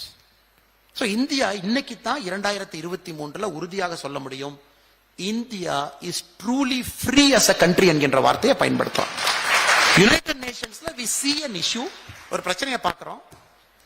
இந்தியாவுடைய ஸ்ட்ராட்டஜிக் நேஷனல் கோர் இன்ட்ரெஸ்டுக்கு அந்த இஷ்யூவை எப்படி பேலன்ஸ் பண்ணணும்னு பார்க்கிறோம். நம்ம அம்பாசிடர் ஓட்டு போட்டு வர்றாரு. இதை முதல்ல அமெரிக்கா அப்பப்ப சவுண்ட் விடும். நீ வந்து ஓட்டு நீங்க லைட்டா முகத்தை காட்டினீங்கன்னா அமெரிக்கால இருந்து ஒரு சவுண்ட் என்ன வரும்னு பாத்தீங்களா? பார்த்திருப்பீங்க ஒரு 20 வருஷமா. இந்தியாவில் ஹியூமன் ரைட்ஸ் வயலேஷன் இருக்கு அப்படின்னு நீங்க லைட்டா கொஞ்சம் யூஎன்ல அப்படி மூஞ்சி காட்டினீங்கன்னா அமெரிக்கா செனட்ல இருந்து ஒரு 10 பேர் கிளம்பி வருவாங்க. We are deeply pained by the human rights violation that is happening in India. செனட்ல ஒரு செனட்டர் பேசுவார். இப்ப ஜெய்சங்கர் சொல்றாரு we are also deeply pained by human rights violation inside the Americaங்கிறார். இது ஏன் புதுசா இருக்குது? இத்தனை உங்களை தான் சொல்லிட்டு இருந்தேன். நீ பிளாக்ஸ் எப்படி ட்ரீட் பண்ற, நீ ஹிஸ்பானிக்ஸ் எப்படி ட்ரீட் பண்ற, நீ வந்து நான் ஒயிட் அமெரிக்கன்ஸ் எப்படி ட்ரீட் பண்ற. Jaishankar G goes to US, sits there, talks and come. இது அமெரிக்காக்காரனுக்கு புதுசா இருக்கு. என்னையா புதுசா ஒரு ஃபாரின் மினிஸ்டர் வந்து நம்ம ஊர்ல நம்ம மண்ணில் இப்படி பேசிட்டு போறாரு. Because it is a sign of a true independent foreign policy. We take stand based on our country's national interest. இதுக்கு முன்னாடி இந்தியன்ஸ் இருப்பாங்க வேர்ல்டு ஃபுல்லா, எல்லா இடத்துலயும் இந்தியன்ஸ் இருக்கும். நல்ல விஷயம். Because they are our soft power. நம்ம அம்பாசிடர்ஸ் அவங்க தான். பட் இதுக்கு முன்னாடி வெளியே இருக்கிற இந்தியன்ஸ் யாரும் கண்டுக்க மாட்டாங்க. ஐயா பிரச்சனை ஐநா சபை வரும், அமெரிக்கன்ஸ் வருவாங்க, எல்லாம் பொறுமையா இருப்பா, பேசிக்கலாம், பேசி தீர்த்துக்குவோம். இதுதான் இந்தியாவுடைய வேலையாக பல ஆண்டுகள் இருந்துச்சு. இன்னைக்கு there is a problem in some far corner of the world. 22,000 மாணவர்கள் ரஷ்யா உக்ரைன் போர்ல மாட்டிக்கிட்டாங்க. அதுவும் அவர் students are spread across Ukraine. Capital கீவ்ல இருந்து கார்கிவ்ல இருந்து எல்லா இடத்துலயும் இருக்காங்க. இங்க்பிளாட் மாதிரி எல்லா இடத்துலயும் இருக்காங்க. எப்படி கொண்டு வருவது? Americans couldn't do it. Modi is the only prime minister who stopped the war for 5.5 hours. 2 நாட்டை நிறுத்துறார். இது பக்கத்து நாடு இல்லைங்க, இது இன்னொரு கான்டினென்ட்ல நிறுத்துறார். பக்கத்து கான்டினென்ட்ல வார நிறுத்துறார். ஒரு 5.5 மணி நேரம் 2 சும்மா இருங்கப்பா அப்படி. சேஃப் பேசேஜ் கிரியேட் பண்றார் நெய்பரிங் கண்ட்ரிக்கு. அதுக்குள்ள நம்ம குழந்தைகளை கொண்டு வந்து தமிழ்நாட்டில் 1990 குழந்தைகள் 2000 குழந்தைகளை கொண்டு வரும். ஒரு நியூ இந்தியா, புது இந்தியா அப்படிங்கிற வார்த்தைக்கு இப்ப வர ஆரம்பிச்சிட்டோம். லாஸ்ட் 20 மினிட்ஸ் புது இந்தியா. நாட்டை தாண்டி கான்டினென்ட்டை தாண்டி வர்றானுங்கப்பா அவனுங்க, பத்திரமா குழந்தைங்களை கூட்டிட்டு போறாங்க பாருங்க அப்படின்னு. சமீபத்தில் சூடான் அக்கிபிக்கி ட்ரைப்ஸ் கர்நாடகாவில் ப்ரிடாமினண்டா இருப்பாங்க. அவங்கள அந்த குருவி வியாபாரம் செய்யக்கூடியவங்க, அவங்கள சூடான்ல போய் மாட்டிக்கிட்டாங்க. The first evacuation happened. Yes, it happened. We brought them through Saudi Arabia. Saudi Arabia மூலமா கொண்டு வந்து we lifted them back to India. But அப்படி இருந்து ஒரு 300 சில்லற பேர் நம்மளால எடுக்க முடியல. ஏன்னா அவங்க வந்து they are right in that fighting zone. North Sudan south Sudan சண்டை போடுது, காட்டம்ல மாட்டிக்கிட்டாங்க, பிரெக்னன்ட் உமன் இருக்காங்க, வயசானவங்க இருக்காங்க, அவங்களால டிராவல் பண்ண முடியல, ரிஸ்கி. இப்ப இதுவரை அமெரிக்கா மட்டும் யோசிக்கிறத மோடி யோசிக்கிறார். Sir fighting zone, war zone, 300 பேர் மாட்டிக்கிட்டாங்க. மோடிஜி சொல்றாரு ஆபரேட் இந்தியன் ஏர்ஃபோர்ஸ்ங்கிறார். Minded it is not your neighboring country. You have to travel thousands of kilometers, refuel, land. India lands its plane in Khartoum, Sudan. Heavy war, artillery bombing. ATC tower illa பேசல யாரும். ரன்வேல வந்து குண்டி குண்டியா குழி இருக்கு. How did our air force people land? Night vision காகுல போட்டுக்கிட்டு light இல்லாம land பண்றாங்க Indian air force plane. C-130J Hercules land ஆகுது உள்ள. Commandos are in that plane, Indian commandos. Again, mind it, we are operating in a continent, not in the neighboring country, which is just across the border. Land பண்றோம், commandos வெளியே வர்றாங்க, 300 பேர்த்து ஏத்துறோம், take off பண்றோம், மும்பைல வந்து இறக்கி விடுறோம். Thank you very much. இல்ல ஆச்சரியம் என்னன்னா, போகும்போது அமெரிக்கன் சொல்றாங்க நீங்க போறீங்கன்னு கேள்விப்பட்டோம், எங்க ஆளுல கொஞ்சம் இருக்காங்க, கூட்டிட்டு வந்துட்டா நல்லா இருக்குங்க. So India officially brought Some Americans also in the plane because the Americans requested India to bring. We gave to Americans, we said, thank you for your economic aid அப்படின்னு சொன்னோம். பாருங்க என்ன எபிலிட்டி பாருங்க. Look at the way ஆப்கானிஸ்தான்ல யாரோ ஒரு பாதிரியார் மாட்டிக்கிட்டார். We negotiate use the offices of the world powers. ஒரு இந்தியனுக்கு 6 மாசம் 8 மாசம் நெகோஷியேட் பண்ணி ரிலீஸ் பண்ணி தூக்கிட்டு வந்து கொடுத்துட்டோம். குவைத் போறோம், ஆபரேஷன் கங்கா, ஆபரேஷன் காவேரி எல்லாம் ஃபர்ஸ்ட் டைம் நம்ம வாழ்க்கையில கேட்கிறோம், என்னடா இந்த நாடு இப்படி எல்லாம் போகுது. New India, one Indian citizen anywhere in the world, Modi will come for you. நம்ம தமிழ்நாடு 2014 வரை 1947 இருந்து 2014 வரை குறிப்பாக நம்முடைய கடல், because we have a sea boundary, நம்முடைய கடலை பொறுத்த வரைக்கும் பாத்தீங்கன்னா 81 மீனவர்கள் இலங்கை நேவியால சுட்டுக் கொல்லப்பட்டிருக்காங்க. இங்க closer to home, because that is our issue, நம்ம issue அது. 81 மீனவர்கள் இலங்கை நேவியால சுடப்பட்டிருக்காங்க. இப்ப நீங்க 2014 முன்னாடி சொல்லுங்க, after 2014 இல்ல. That is again the power of New India. நம்முடைய மீனவர்களே இப்ப ஹைசிக்கு போறாங்க, நாட் சம் நம்ம citizen living in some other continent. இந்தியாவுக்கு பக்கத்தில் இருக்கிற ஷோர் லைன் சேஃப் பண்ணி கொடுத்திருக்கோம். ஒன்னும் பிரச்சனை இல்லை, நீங்க போயிட்டு வாங்க, we will take care. Economically we are there, we are behind you. இன்னைக்கு நம்ம மீனவர் டீப்பா போறாங்க, இன்னும் ஆழமா போறாங்க. They going and coming back safely. இது நம்ம தமிழ்நாட்டுக்கு பொருந்தது only in the Modi era, rise of New India. So முதல் முறையாக நாம் சொல்லலாம், இந்தியாவை பொறுத்தவரை ஒரு இண்டிபெண்டன்ட் ஃபாரின் பாலிசி நமக்கு இருக்கு. அதனால் நிச்சயமாக இந்த நாடு அடுத்த 25 ஆண்டுகள் 2047 வரும் பொழுது ஒரு தன்னிகரல்லா ஒரு நாடாக மாறும் என்பதில் எந்த மாற்று கருத்தும் இல்லை. இப்ப அடுத்தது சாஃப்ட் பவர்.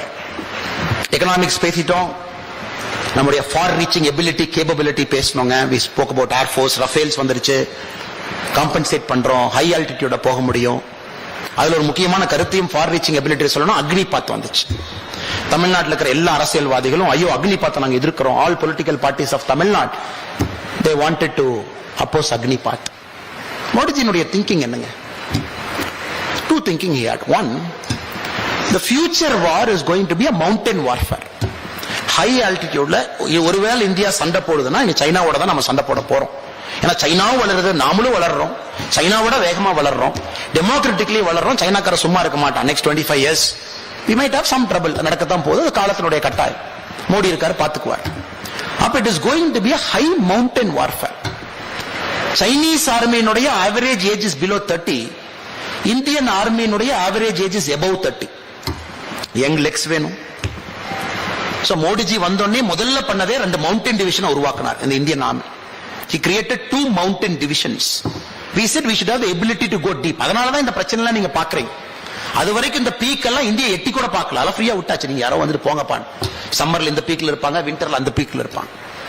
முதல்ல நம்முடைய மவுண்டன் டிவிஷன் போய் ஒரு பீக் போய் பிடிச்சு உட்கார்றாங்க. ஓ இது எம் பீக்கியா, நீ 1969 நான் தான் வச்சிருந்த, நீ புடிங்கிட்ட இப்ப நான் எடுக்க போறேன். இதெல்லாம் இந்த பார்டர்ல நடக்கக்கூடிய இந்த ஸ்கிமிஷ்க்கு காரணமே India is trying to find its feet there in the high altitude.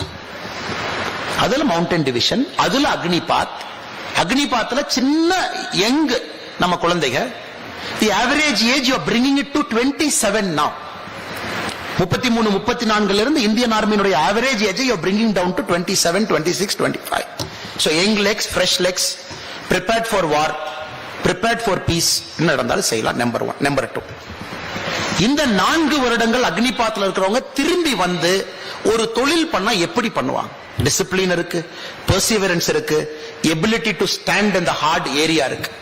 So these people, 75% of them, when they come back after 4 years, doctors are, engineers are, teachers are, professors are, business people are, farmers are, politicians are, இவங்கெல்லாம் வரும்பொழுது எவ்வளவு தேசப்பட்டோட வருவாங்க. அப்புறம் எப்படி தமிழ்நாடு அரசியல்வாதி ஏத்துக்குவான்? So அவர் build பண்றாரு பாருங்க, அந்த ஃபார் ரீச்சிங் எபிலிட்டிக்கு அப்படியே பிளான் பண்ணி ஸ்கெட்ச் போட்டு பில்ட் பண்ணிருக்காரு. இப்ப 4வது முக்கியமான விஷயம் நம்முடைய soft power brand India. If there is one brand that is the fastest growing brand in the last 9 years, it is not Microsoft, it is not Google, it is not Tesla, it is brand India. கடந்த 9 ஆண்டுகளில் the fastest growing brand in the world is India. எல்லாரும் இந்தியாவை நோக்கி பார்க்கறாங்க, என்னையா பண்றீங்க நீங்க? All over the world you are talking about India. Suddenly they see 142 crore not as overpopulation. 142 crore people as opportunity in world pocket. The middle class of India alone is more than the population of Europe and Americans combined. Imagine பண்ணி பாருங்க. அமெரிக்காவும் யூரோப்பும் மொத்தமா சேர்த்துனீங்கன்னா நம்ம middle class அதோட அதிகமா இருக்காங்க. Fastest growing startups இங்க இருக்கு. பாருங்க 2018 the total number of startups in the country 8635. 2019 number of startups 11279. 2022 26542. 2014 இந்தியால மொத்தமா இருந்த ஸ்டார்ட் அப்பே 350ங்க minded 350 was the total startup recognized startup. 2023 today it is 92683 startups. எல்லாம் இத்தனை middle class population படிச்சிட்டாங்க. They want to start a company, give employment. Unicorns 108 unicorn $1 billion valuationல. அந்த 108 யூனிகார்னுடைய combined market valuation is $340.8 billion அவங்களுடைய valuation இருக்கு. Run by Indians, Indian company, located in Indian soil. இவங்க என்ன 10 yearsல they are going to be 100% the next Googles and the next Microsoft. It is an inevitable part of nature. எப்படி Google Microsoft இன்னைக்கு 1 2 3 இருக்காங்களோ, the 108 unicorns in India in the next 20 years you will be 1 2 5 7 9 in the global economy. So they are building brands everywhere. The brand India is getting built. இதனுடைய அடித்தளம் இன்னும் 20 ஆண்டுகள் கழித்து அடுத்த கட்டம் நம்முடைய நாட்டை கொண்டு போய் வைக்க போகுது. டாக்டர் அனிபன் கங்குலி அவர் ரொம்ப அருமையா பேசினார். You have to grow the Indian way. You cannot grow with a 5-year plan. 5-year plan is a vestige of the Russian 5-year plan. Planning commission, allocation of resource. அது யாரோ டெல்லியில் 2 பேர் உட்கார்ந்துகிட்டு unelected fellows who sits inside planning commission, they will decide, okay உனக்கு 2 ரூபா, உனக்கு 4 ரூபா, உனக்கு 6 ரூபா, நீ வளர்ந்துக்கன். Who are you to do it? அது planning commission 5-year, the state will set a plan. இதை தவிர யாருக்கு லைசன்ஸ் கிடையாது. இது மட்டும் தான் நீ செய்யணும்.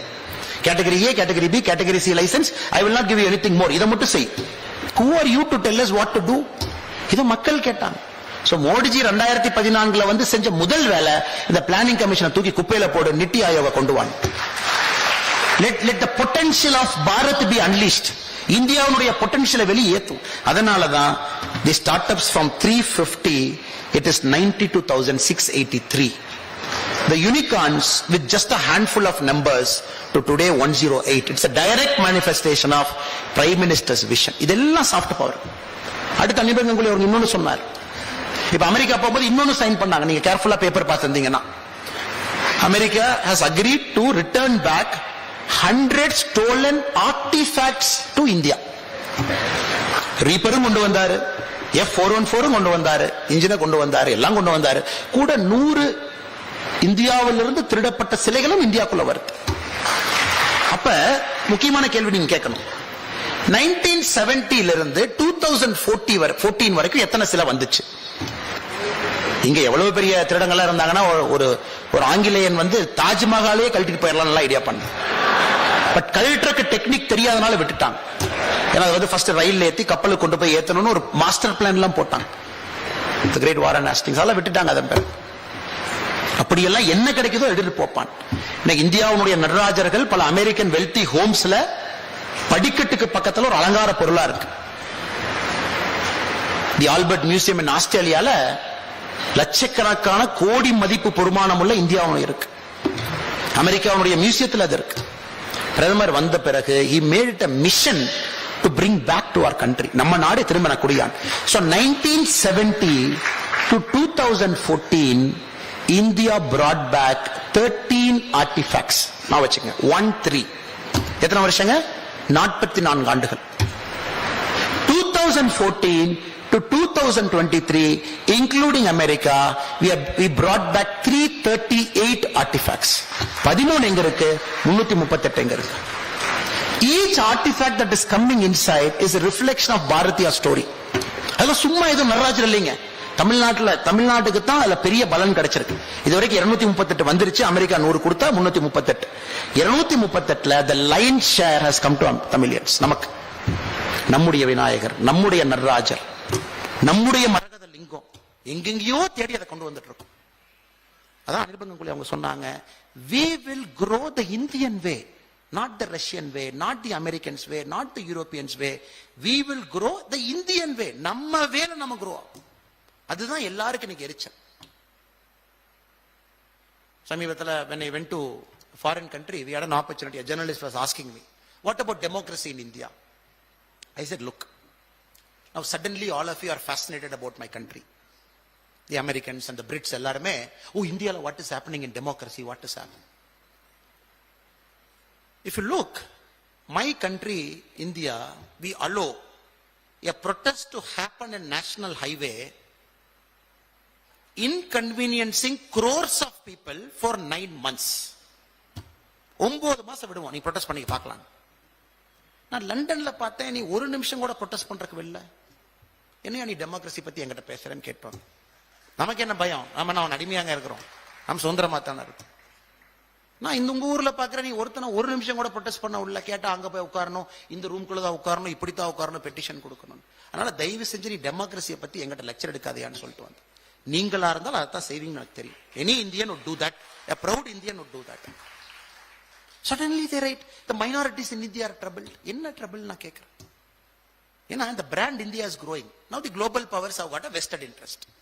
தொந்தரவு கொடுத்து தான் ஆவாங்க இந்தியாக்கு. ஏன்னா till now the Western press was deciding who should grow, who should not grow. ஒரு வாஷிங்டன் WSG இருக்கலாம், வால் ஸ்ட்ரீட் ஜேர்னலா இருக்கலாம், ஒரு நியூஸ் வீக்கா இருக்கலாம், ஒரு டைமா இருக்கலாம், ஒரு கார்டியனா இருக்கலாம், ஒரு டெய்லி பீஸ்டா இருக்கலாம். இவங்க Britain and American, the English speaking nations, they will decide how the world should look at India and China. Till now they were deciding how the world should look at you. Sir, what time is your flight, sir?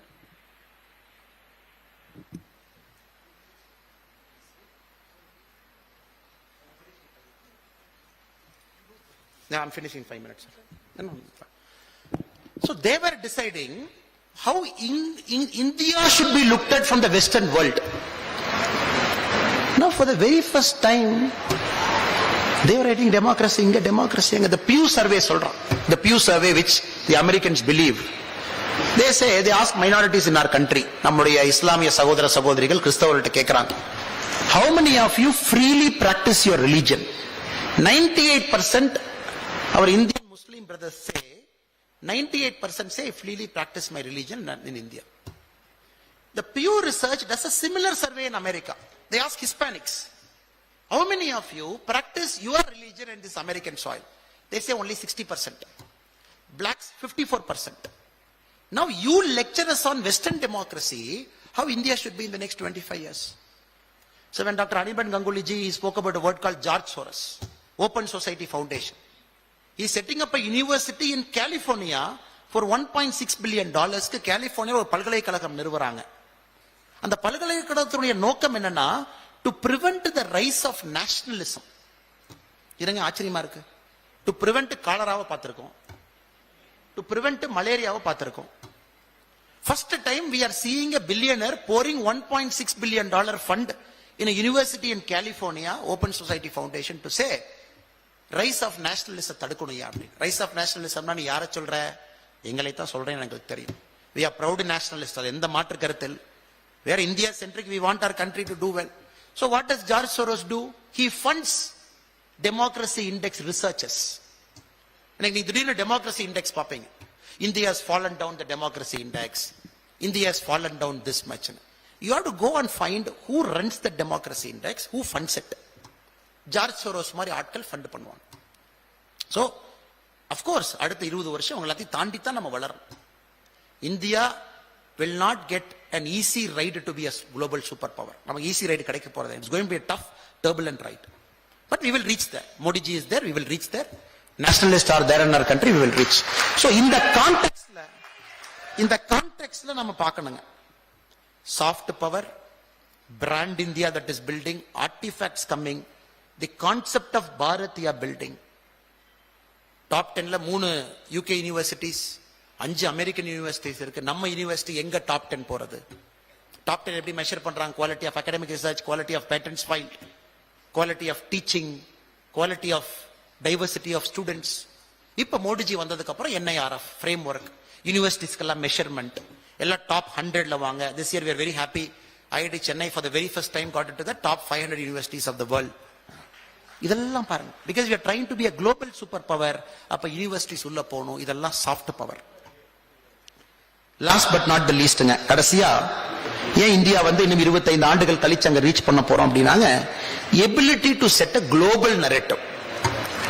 அதாவது உள்ளூர் narrative பத்தாதுங்க. உள்ளூருக்குள்ள நம்ம பேச்சு தாண்டி global அளவுல இந்தியாவுடைய narrative பத்தி மக்கள் பேச வைக்கணும். Yoga, international day of yoga June 21. பிரதமரே போய் யுனைடெட் நேஷன் ஜெனரல் அசம்பிளி லான்ச்ல யோகா பண்றார்.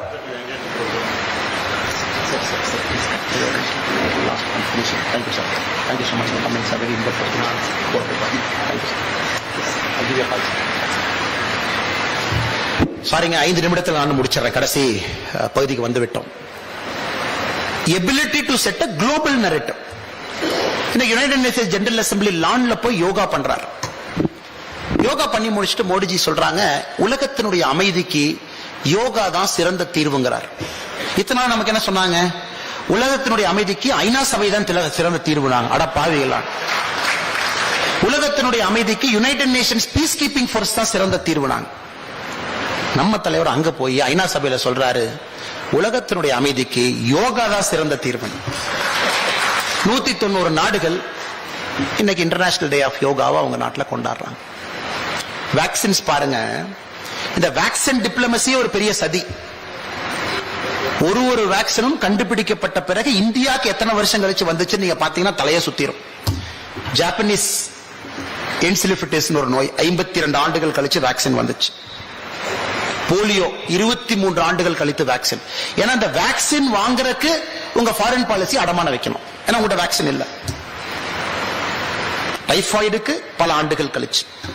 சோ இந்த வேக்சின் டிப்ளமசி யாருகிட்ட அறிவு இருக்கு, மூளை இருக்கு, டெக்னாலஜி இருக்கு, சயின்ஸ் இருக்கு நினைச்சுக்கிட்டு இருந்தாங்களோ ரஷ்யா, அமெரிக்கா போன்ற நாடுகள், அவங்க வேக்சின் கொடுக்கறதையே ஒரு பேரமா வச்சிருந்தாங்க. 10 ஆண்டுகள் கழிச்சு தான் நீங்க பேசவே ஆரம்பிக்க முடியும். வேக்சின் கூடியா என் நாட்டுல 10 ஆண்டுகள்ல கோடிக்கணக்கான மக்கள் இப்பவே செத்து போயிட்டாங்க. இப்பனாச்சு கூடியானா எனக்கு யூஎன் அசம்பிளில ஓட்டு போடுவியா? சோ வேக்சின் டிப்ளமசியை முதலாக மோடிஜி உடைச்சிருக்காரு. நீ என்ன வேக்சின் கொடுக்கற? கோவிட் வேக்சினை நான் செய்யறேன், என்னுடைய சயின்டிஸ்ட் செய்வாங்க, என் மக்கள் செய்வாங்க. மேக் இன் இந்தியா நாங்க செய்யறோம். நீ என்ன வேக்சின் வச்சுட்டு பந்தா பண்றது? என்னுடைய நாட்டு மக்கள் வேக்சின் போட 98 நாடுகளுக்கு நான் ஃப்ரீ வேக்சின் கொடுப்பேன் அப்படின்னா இதெல்லாம் ஆச்சரியம் உலகத்தில். அதுவரை இந்த வேக்சினை வச்சுக்கிட்டு பேரம் பேசுற நாடுகளுக்கு மத்தியில பாரத பிரதமர் நரேந்திர மோடி அவர்கள் இந்தியன்ஸ்க்கு நமக்கு வேக்சின் போட 98 கண்ட்ரீஸ்க்கு வேக்சின் மைத்திரியை ஓபன் பண்ணி விட்டாரு. நீ எடுத்துக்க. எங்க பாப்பா நியூ கினியா போறார், அதனுடைய அதிபர் ஜேம்ஸ் முரப்பே வர்றார். 5:30 மணிக்கு மேல அமெரிக்க அதிபரே வந்தாலும் இதுவரை பாப்பா நியூ கினியால செரிமோனியல் ரிசப்ஷன் கொடுத்தது கிடையாது. 7:30 மணிக்கு மோடிஜி இறங்குறார். மோடிஜிக்கு செரிமோனியல் ரிசப்ஷன். அதிபரே வந்து நிக்கிறார். ஃபர்ஸ்ட் ஆள் எப்படா மோடி பிளேன்ல இருந்து இறங்குவார். பெரிய மனது, ஒரு அதிபருக்கு எவ்வளவு பெரிய மனசு இருந்தா அந்த மாதிரி வந்து இறங்கு. மோடிஜி வந்த உடனே காலில் போய் விழுகிறார். ஒரு சிறிய நாட்டுடைய பார்வையில இருந்து பாருங்க. இப்ப நம்ம மேல இருந்து பார்த்து கீழே வந்துட்டோம். சிறிய நாடுகள் எப்படி யோசிக்கும் பாருங்க. பாப்பா நியூ கினியா போன்ற சிறிய நாடு. ஐயா, இந்த வேக்சினை வச்சு தான் எத்தனை நாள் எங்களை மிரட்டிட்டு இருந்தாங்க 200 வருஷமா. இவன் கொடுக்குறேன்னு கொடுக்காம எங்களை எல்லாம் பஞ்சப்பட்டினி அடிமையா வச்சிருந்தான். எனக்கு வேக்சின் கொடுத்தீங்க ஐயா, மக்களை காப்பாத்து. உங்க காலில் என்னங்க ஐயா, எங்க வேணாலும் விழுறங்க ஐயா. பக்கத்திலேயே சைனா இருக்கு, பாப்பா நியூ கினியாக்கு. அதெல்லாம் கவலையப்பல, எல்லாம் பாத்துக்கலாம். ஒரு வேளை வந்தாருன்னா மோடி அங்கிருந்து நமக்கு வந்து ஏர்கிராஃப்ட் அனுப்புவார், 2 பாத்திரலாம். இதெல்லாம் குளோபல் டிப்ளமசியில் அவ்வளவு ஈஸியா ஒரு நாடு வந்து தன்னுடைய கையை துறந்து காட்டிடாதுங்க. எல்லாருமே they operate with a very closed fist. Global டிப்ளமசியில் nobody opens the hand. இன்னைக்கு பாப்பா நியூ கினியா ஓபன் பண்ணி காமிச்சிட்டாங்க. நான் சைனாவோட நெய்பர் தான், ஆனா இந்தியா தான் எனக்கு ஃபர்ஸ்ட் ஃப்ரெண்டுன்னு. ஏன்? You gave me vaccines and saved my people. அதனால நான் மோடிஜியினுடைய காலை தொட்டு வணங்குவேன். அதில் எனக்கு எந்த தவறும் தெரியவில்லை. Suriname, United Nations foreign minister சொல்றாங்க, if there is one country in the world now which can claim the world moral super power, it is இந்தியாங்கிறாங்க. Because they sent vaccines to us னு அதனுடைய ஃபாரின் மினிஸ்டர் ஐநா சபையில பேசுறாங்க, லேடியாவும். So India has got the ability to set global narrative. Fortune 500ல 500 பெரிய நிறுவனங்கள் உலகத்துல ஃபார்ச்சூன் மேகசின் வந்து they rank as the best 500 companies. அந்த 500 கம்பெனில 71 கம்பெனில CEO is an Indian origin or an Indian or born in India. 71 out of 500 Fortune 500 companies have got an Indian origin, Indian born CEO there. Global soft power, ability to set a narrative. இதெல்லாம் அமைஞ்சு வருதுங்க. Very deep striking ability. இதற்கு இன்ஹெரண்டா காரணம் பாத்தீங்கன்னா democracy. ஃபைனலா 2 நிமிஷத்துல அதோடைய தாரக மந்திரத்தை சொல்லணும் அப்படின்னா நம்முடைய டீப் டெமோக்ரஸி, நம்முடைய ஜனநாயகம். அந்த ஜனநாயகத்துல இத்தனை மொழிகள் பேசுறோம், 22 மொழிகளுக்கு மேல அபிஷியல் மொழி, டயலெக்ட் இவ்வளவு இருக்கு. 50,000 பேர்த்துக்கு மேல பேசக்கூடிய மொழி இந்தியால 122 மொழி இருக்கு. நம்ம எல்லாரும் ஒண்ணு சேர்ந்து முதலா ஒரு நாடு சொல்லுது எனக்கு மோடியை பிடிக்கும் அப்படின்னு. This country never rooted for a single person till now. Nehru might be okay in UP, okay there, okay here. அங்க ஒரு 80 MP, இங்க ஒரு 40, அங்க ஒரு 30 இருக்கும். வடகிழக்குல இருந்து காஷ்மீர்ல இருந்து இங்க வரைக்கும் எல்லாரும் சொல்றோம் Modiji. So that is our strength now. Very deep democracy. 2 எலெக்ஷன்ல கண்டினியூஸா we gave a majority government. 283 in 2014, 2019ல 303, 2024ல 400 plus. So மூன்றாவது எலெக்ஷன்லயும் ஒரு நாடு கண்டினியூஸாக ஒரு மெஜாரிட்டி கவர்மெண்ட்டை 400 எம்பிக்களை கொடுத்து நம்முடைய நாடு அமைக்க போறோம். அப்ப மோடிஜினுடைய வேகம் சொல்லணுமா? 300க்கே இந்த வேகம்னா 400க்கு என்ன எவ்வளவு பெரிய வேகம்? அதனால் வருகின்ற காலம் என்பது நிச்சயமாக இந்தியாவுடைய காலம் என்பதிலே எந்த விதமான மாற்று கருத்து நமக்கு இல்லை. அற்புதமான ஒரு தருணத்திலே நாம் எல்லாம் அமர்ந்திருக்கின்றோம். உலக அளவில் ஒரு பெரிய பிராண்ட். சமீபத்தில் UK போயிருந்த பொழுது நம்ம ஹை கமிஷனர் சொன்னாங்க, சார் இன்னைக்கு we have just overtaken China this year. இங்கிலாந்துல ஃபாரின் குழந்தைங்க அதிகமா படிக்கிறாங்கன்னா நம்ம நாடு இந்தியா சார். 2,45,000 குழந்தைங்க உள்ள படிக்கிறாங்க 1 year. Overtaken China. In a matter of 2 years, we will be the number 1 country in US which is sending students for studies. இப்பவே ஆஸ்திரேலியால we are the number 1 country. இப்ப இந்த குழந்தைங்க இத்தனை பேர் போய் படிக்கிறாங்களே என்ன சார் ஆகும்னா, எல்லா நாட்டிலையும் அவங்க குழந்தைகளை விட அதிகமா நம்ம குழந்தைங்க தான் நீ படிக்க போறாங்க, இந்தியா உட்பட நம்ம எல்லா இடத்தும். சோ இவங்க ஒருத்தரும் இந்தியாவுடைய கல்ச்சரல் சூப்பர் பவரை கேரி பண்ண போறாங்க. as an Indian நம்ம இதை என்கரேஜ் பண்ணணும். இது எந்த விதத்திலையும் நம்ம பயப்படக்கூடாது, பதட்டப்படக்கூடாது, தடுக்கக்கூடாது. Everybody carries brand India as a student. அவங்கள ஒரு வெள்ளக்காரனோ, ஒரு பிரிட்டோ, ஒரு யூரோப்பியனோ, ஒரு அமெரிக்கனோ பாக்குறாங்க. Oh Indian student, disciplined, hard working, family, yoga, அப்படிதான் ஆரம்பிப்பாங்க அடுத்த 2 வருஷம். அது cultural super power. So all these children across the world they travel. இன்னும் 20 ஆண்டுகள்ல இவங்க எல்லாம் மல்டிநேஷனல் கார்பரேஷன்ல போய் உட்கார போறாங்க. World bank, international monetary fund, United Nations. All Indians will go and sit in multilateral organizations in big corporations. இப்பவே பாருங்க, மைக்ரோசாஃப்ட்ல நம்மால இருக்காரு, கூகுள்ல நம்மால இருக்காரு. சோ அதனால தான் நம்ம கடைசியா தைரியமா சொல்றோம், it is going to be an India centric world 25 years from now.